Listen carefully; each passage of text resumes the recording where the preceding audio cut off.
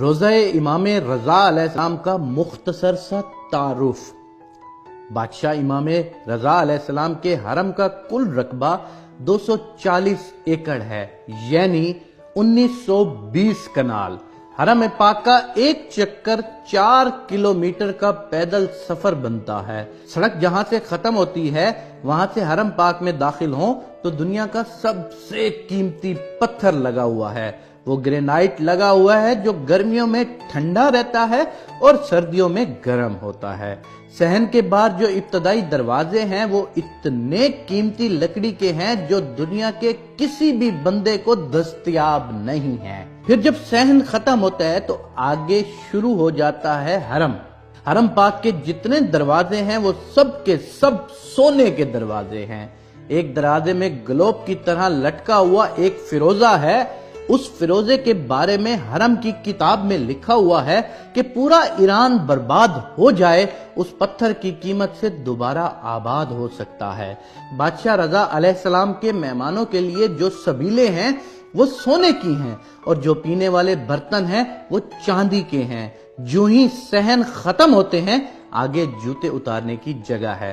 جدھر زوار اپنی جوتیاں اتارتے ہیں وہاں پر میرے بادشاہ کے 8000 نوکر کھڑے ہیں۔ اور یاد رکھنا وہ دنیا کے کوئی عام بندے نہیں ہوتے کہ جو بے روزگار ہوں اور چلا جائے اس کام کے لیے۔ ان میں 90% لوگ ایران کی فوج سے ریٹائرڈ میجر، جنرل، کرنل اور بریگیڈیئر جیسے افیسرز ہیں۔ وہ ریٹائرمنٹ لے کر درخواست دیتے ہیں کہ ہمیں پینشن نہ دیں، بادشاہ رضا علیہ السلام کے زواروں کی جوتیاں اٹھانے کی نوکری دی جائے۔ دنیا کا کوئی 7 سٹار ہوٹل اتنا خوبصورت نہیں جتنا بادشاہ رضا علیہ السلام کے لنگر خانہ خوبصورت ہے۔ جہاں تک میں نے ایک عالم دین سے سنا تھا کہ وہاں پر زوار کی عرش کے فرشتے مہمان نوازی کرتے ہیں۔ یہ جتنی بھی چیزیں ہیں، سونا، چاندی، اینٹیں، پتھر، ان سب کی فیکٹریاں امام رضا علیہ السلام کی اپنی ہیں۔ کچھ صحن ایسے ہیں جن کا رقبہ بہت وسیع و عریض ہے۔ ان کو صحن بزرگ کہتے ہیں۔ اذہان میں جو بزرگ ضعیف یا معذور زوار مہمان آتے ہیں ان کے لیے صحن میں امام رضا علیہ السلام کی گاڑیاں کھڑی ہوتی ہیں، اس لیے کہ میرا زوار چل نہیں سکتا، اسے سواری پر لے کر آؤ۔ 3 منزلوں پر محیط ہے میرے بادشاہ رضا کی زری مبارک۔ ان تینوں منزلوں کی زیارت کی جاتی ہے۔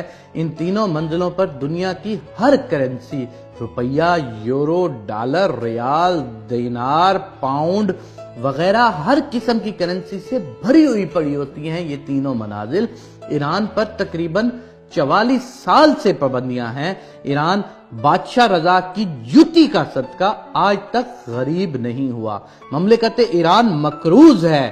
اس 8ویں امام کی لاکھوں کی تعداد میں مولا کی فیکٹریوں میں ایرانی لوگ ملازمت کرتے ہیں۔ کروڑوں گھر امام رضا کے سہارے سے پلتے ہیں۔ 4 کلومیٹر میں پارکنگ ہے جہاں پر صرف وہاں پر کام کرنے والے نوکروں کی گاڑیاں کھڑی ہوتی ہیں۔